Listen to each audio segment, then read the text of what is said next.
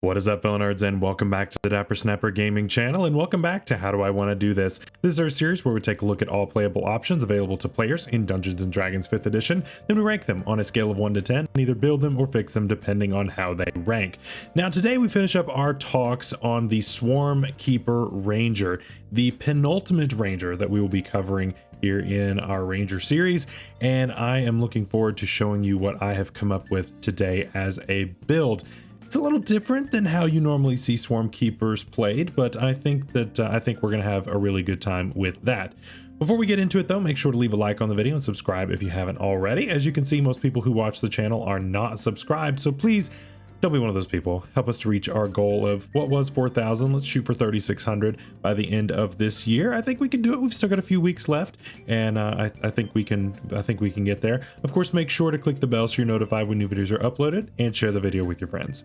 Another great way to support the channel would be by becoming a member. Now, becoming a member is just one more way to show your support and your appreciation on the channel, and it really helps me out in doing what it is that I do. And so I greatly appreciate all of my current members.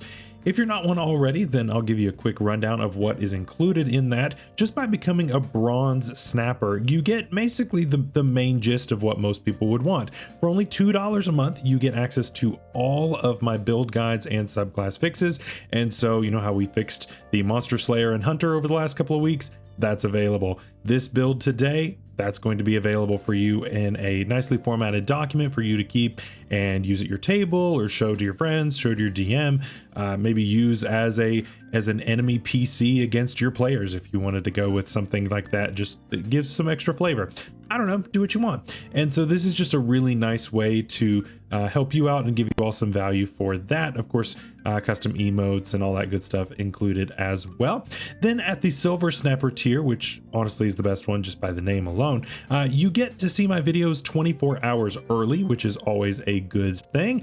And then you also get a special shout out during my videos as well. And so that is really cool. And finally, at the Gold tier, you get access to a special part of my Discord server, and you will get the one-on-one, or however many gold members we have, we get to have discussions, and you get a real say in what is coming up in the channel as far as variety builds and other types of content and that kind of thing. So a lot of really cool stuff going on. Gold tier will be expanding sometime soon, and so I'm looking forward to that as well. With that out of the way, let's start looking at the build. So as we said on Tuesday, if you've missed that video, that'll be up in the iCard above for you. But this subclass is pretty good, right? It got a 9 out of 10, which is pretty great. Not a lot of subclasses get that high. And so this has a lot going for it. This definitely gives you a lot of buffs when it comes to damage dealing, but it also helps you out with mobility, and then eventually with some teleportation / damage resistance. Just a lot of really solid features all around. And so there's really is a nice there's a really strong argument to want to go 20 levels in this. Now, as you all know, I multi-class in pretty much every build, and today is no exception. So we are going to be doing some pretty heavy multi-classing. However, I want to say that in order to make this the optimal ranger, I think just go 20 levels. Okay. However, today we are going for the flavor build, and I had an idea that's been kind of popping around in my head for this type of a build, and I wanted to kind of explore that today, and I'd love to see your feedback down below. Before we jump into it, if you were going to multi-class this, don't skip ahead to my honorable mentions yet, but what would you multi-class this with in order to maintain flavor over necessarily functionality, right? Anybody can say I would do the Battlemaster Fighter, right? No, give me something flavorful and give me a character idea. That's what I want to see down in the comments below. So let's get started. First off, we have a race, of course, and I didn't want to go with the, the classic custom lineage variant human kind of thing. I don't need enough feats to where it really warrants that on this build. So I'm okay leaving them behind. We're going to go with the Harengon this time around because 1, I think it's fun, and 2, the features that we get here actually are really nice, right? We get things like Hair Trigger, which gives us a bonus to our initiative rolls, which is great. Leoprine Senses, which is always going to be a good thing, giving us a proficiency in perception. That's never something to be upset about. Lucky Footwork and Rabbit Hop are also pretty decent, so all around a really solid kit when it comes to this build that is really going to want to be able to zip around the battlefield and to be able to get an advantageous initiative roll. I think that this is going to really help us out in that way. For our stats, of course, we're using our modified standard array as always. So if you're using regular standard array, point by, whatever it happens to be, your stats will look different than mine, and that's totally fine. So just go in the same order, top to bottom, as I go, and adjust accordingly as you need to. So for our top stat, we're going to put our wisdom there. We're going to then take dexterity, then constitution, then the last three really don't matter. Strength, charisma, intelligence is what I've gone with, but you can really do that however you want. We're not using them for anything in particular. Because this is one of the newer races, we can either take 3 +1s or a +2 and a +1. I'm going to actually opt for the +2/+1 this time around, just because of some feats that I'm going to be worrying about a little bit later. And so we're going to take our +2 in wisdom and our +1 in dexterity. So we're going to have an odd wisdom and an odd constitution. Both of those will be fixed up a little bit later.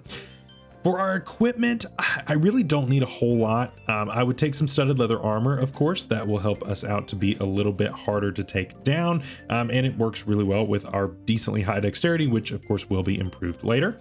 We also will take a quarterstaff to hold in one hand, and then if you want to take a shield in the other hand, you can. It's not essential to this build. There's nothing that I'm doing with this build that requires a shield, so if you don't want to take it, don't worry about it. It doesn't hurt anything at all. So it's really whatever you want to do. So let's start taking some levels then. Ranger 1, we of course get a couple of things here. We get Deft Explorer, which gives us Canny as well as Favored Foe. Canny is great. We're going to, of course, pick up expertise in a skill of our choice. I'd probably take the perception that we got from our racial, and then Favored Foe we're never going to use because it is complete trash. At Ranger 2, we are going to get our fighting style, and I'm going to grab dueling. Now you might be thinking, now Dapper, listen, like dueling is fun and all, but using a quarterstaff with only one hand isn't that great, right? And to that I would agree, but we will be fixing this up later. You're thinking, okay, well then why not just take Druidic Warrior and then take Shillelagh through that and deal with that if that's something you're wanting to do.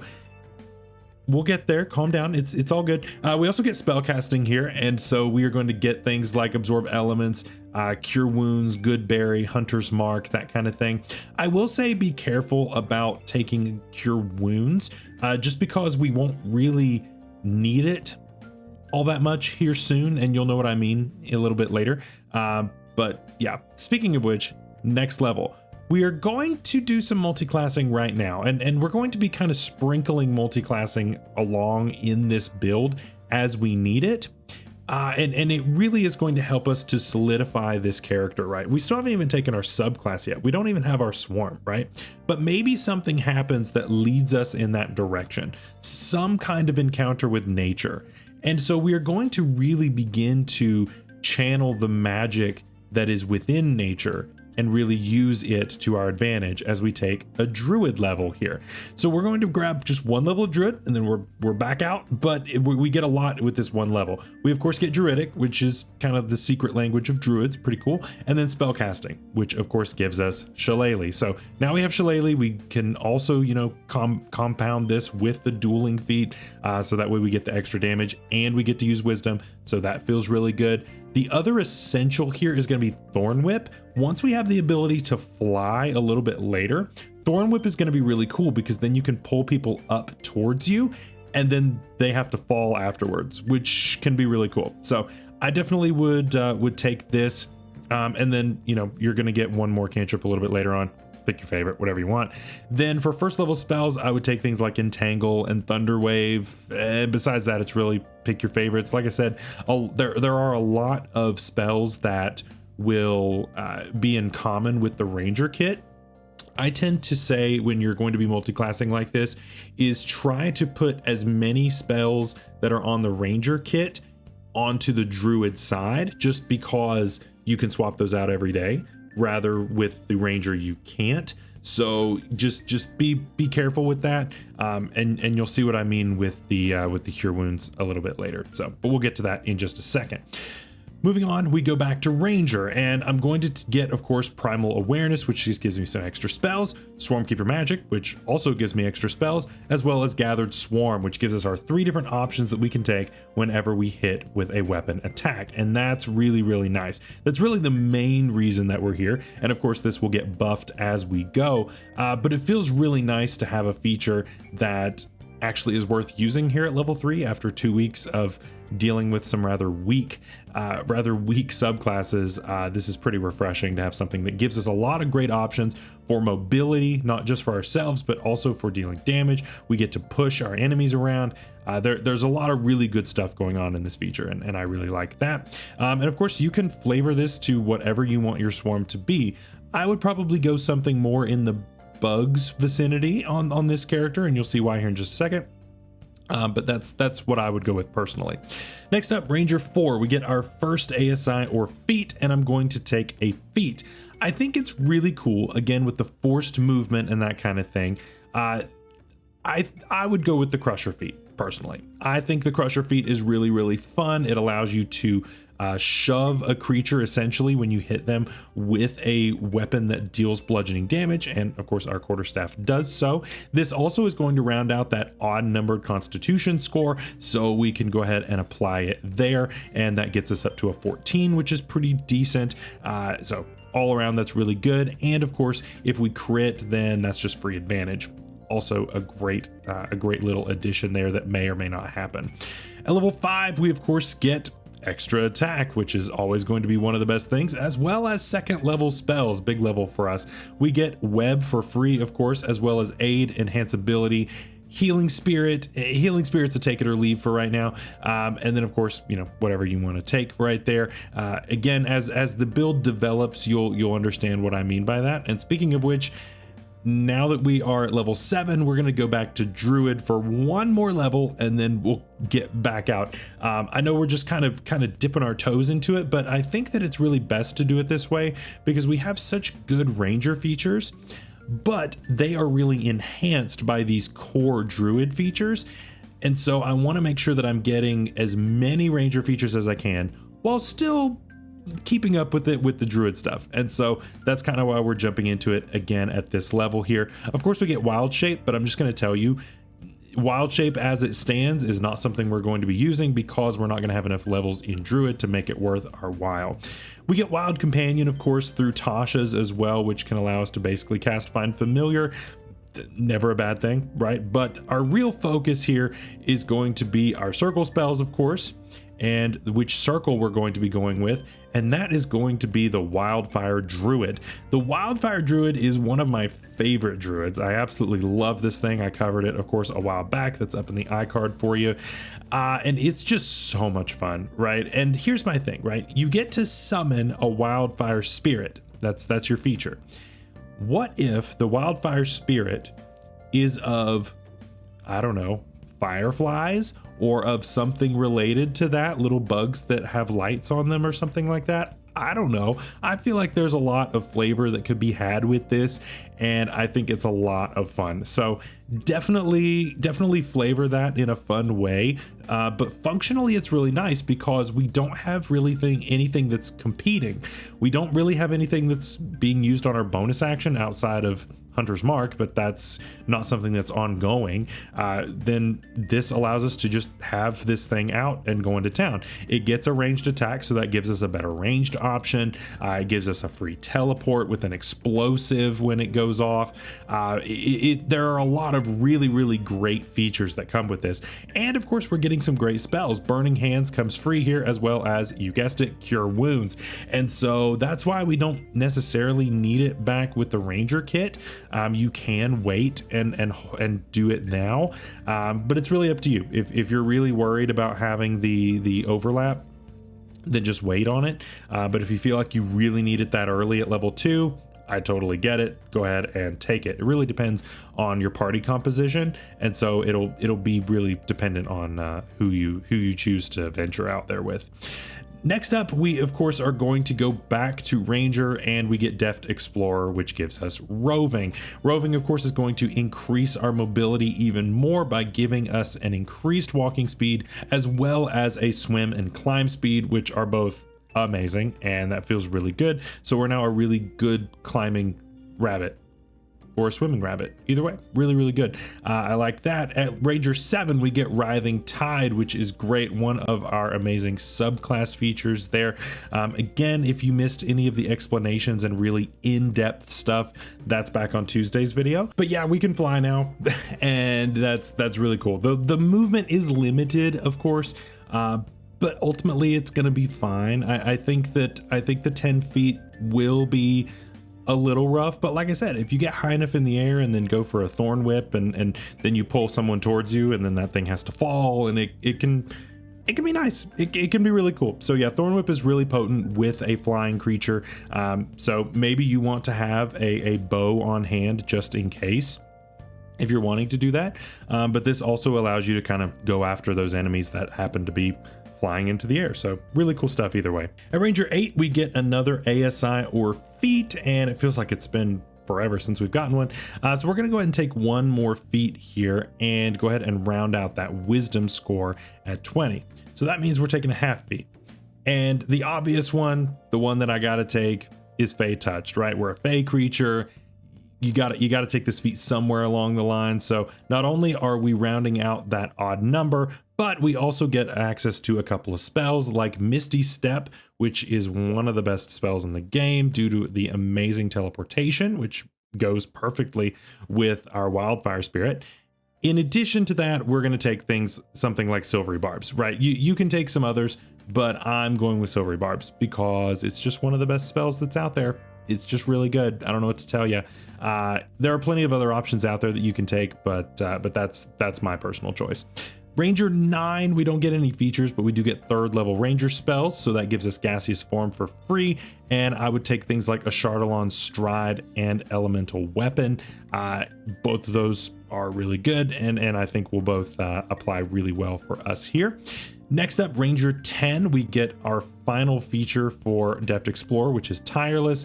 Gives us a better experience when dealing with the exhaustion condition and that kind of thing, as well as Nature's Veil, which gives us a temporary invisibility kind of feature.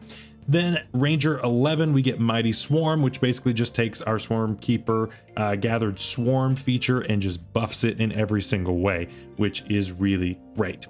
Now, at this point, you can do one of two things, right? You can continue on with Ranger all the way to 20 and have a great time doing it, and that's awesome. However, I don't feel that we get enough out of the late levels in Ranger to where I would really want to do that. I think that I'm better off just making sure that my spell casting is bolstered, making sure that I'm just as powerful as I possibly can be, both martially and magically. And so I want to make sure that we can do both. And as a ranger, it's kind of hard, right? So I think that we've done a lot to really bolster the martial side. So now I think it's more time for the magic side. So we're going to go back to Druid, and we're going to stay there the rest of the way. So here we go. At Druid 3, we of course don't get any features, but we do get 2nd level Druid spells, giving us Flaming Sphere and Scorching Ray for free. And of course we take things like Heat Metal, Hold Person, and Pass Without Trace. Druid 4, we get another ASI or feat. I'm gonna bump my dexterity. That gives me a bonus to initiative, which works well with our hair trigger we got from our racial, as well as buffing our AC due to us using light armor. All around, it's going to be a great thing to buff right there. Next up at Druid 5, no features, but we do get 3rd level Druid spells. We get things like Plant Growth and Revivify. I said this in my video there. Talk to your DM about Plant Growth and see if your DM will trade Plant Growth for Fireball. I personally think that that's warranted, but that's just me. But yeah, we also get things like Erupting Earth and Summon Fae. What's cool is that if you don't want to do Hunter's Mark, you can have Summon Fae going on and your Wildfire Spirit, because that's not concentration. And of course your normal attacks are dealing a lot of damage, and you just go crazy with everything. And that's really cool. So definitely consider doing all of that in conjunction. So definitely consider doing all of that, and then your Fae Spirit can look like some other kind of bug, which is really cool. At Druid 6, we get Enhanced Bond, which is just going to buff our Wildfire Spirit in several different ways, and that's all amazing. The Spirit was already decent, but this just makes it even better. Then Druid 7, we get no features, but we get 4th level Druid spells. Aura of Life and Fire Shield come for free. I would also grab something like Blight, which is a nice melee option. Giant Insect was one that you would have gotten should you have stayed with Ranger, and so you can pick it up here for the flavor, as well as things like Conjure Minor Elementals, Conjure Woodland Beings, and Polymorph, all amazing things. Druid 8, we get another ASIR feat, our final one actually, and I'm going to go ahead and bump Constitution just to get that as high as we possibly can. And finally, level 20, we finally get 5th level spells. We get Flame Strike for free, as well as Mass Cure Wounds, and then we can take things like Greater Restoration and finally Insect Plague in order to really round out this subclass.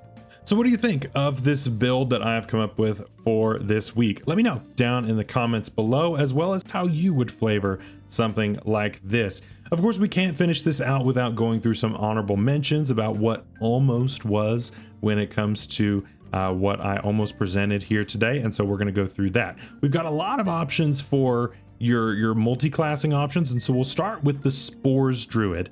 This was almost a Spores Druid video, just because if you really want to double down on the Druid magic and the melee combat, Spores isn't a terrible option, to be honest. You get your Halo that helps you to deal damage and cause some other nasty little things to happen.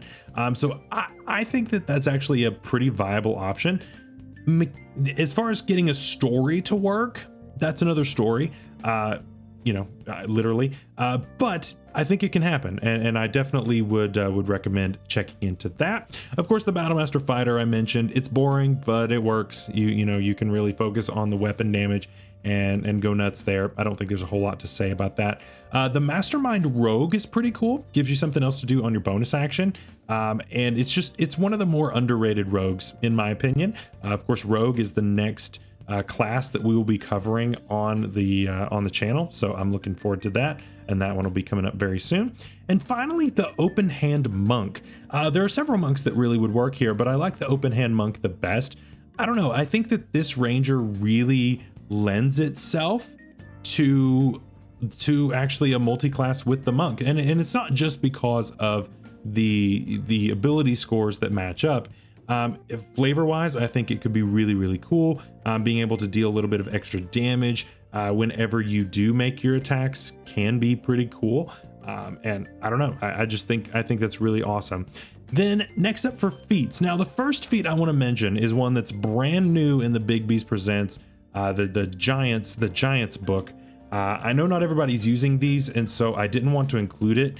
I really wanted to include this because I thought it was flavorful, but I didn't include it because I figured that not a lot of people are really using these yet, and so I left it out. But it's a cool option. Strike of the Giants if you take the fire option. So, you get several times per day, you can add a D10 of fire damage onto an attack. That's pretty cool. That's pretty neat. I like that a lot. And with that, I probably would have taken the Elemental Adept feat in order to make sure that I am ignoring any kind of resistance to that fire damage, and I can turn ones into twos. Personally, for me, when I have somebody who takes the Elemental Adept feat, I say that you can re-roll ones, same as your Great Weapon Master kind of stuff, but that's just me. Yeah, I don't know. I just feel like Elemental Adept is really underwhelming when you do it as written. So talk to your DM if you're wanting to go that route. And finally, for other races that you can take here, my number one option is pretty much always going to be a Furbolg in this situation, just because, one, I love Furbolgs. You get an invisibility option on this as well as through the Ranger kit, so you get to kind of double dip there. And so it's just fun. It's fun being a walking cow person, essentially. I don't know, I think it's fun. We also can take something like the Kalishtar. The Kalishtar, while less flavorful, that's a more mechanical pick, I guess. But definitely can work there for sure. So that is all for today. Now, next week, I've been getting a lot of comments asking me, did you forget about the Drake Warden? Hey, the Drake Warden exists. Hey, did you forget about the Drake Warden? No, I did not. Like I mentioned back when we did our Gloomstalker build and guide, I was pushing it off to the end because I wanted the Gloomstalker to line up with Halloween. Otherwise, that would have been the Drake Warden, and it just didn't work out. So I just put Drake Warden at the end, and here we are. So Drake Warden is next week, and then we're going to be taking a bit of a break from the D&D stuff. We're going to be taking a break from everything, really, for a couple of weeks just to celebrate Christmas. I've got some stuff going on in January that is both exciting, but also is going to prevent me from posting for a little bit. And so we most likely will be getting back into D&D stuff around February, like middle of February, hopefully. I'll keep you posted on that. Of course, make sure you're subscribed so you don't miss if I put out like a community post or something like that. That'll really kind of keep you in the loop there. And so, yeah, that's kind of where we're at on everything. So thank you all so much for watching. I really appreciate you being here. And of course, next week, Drake Warden, and then we are done with Ranger. Till next time, stay safe out there, stay healthy. We'll see you later. Bye-bye.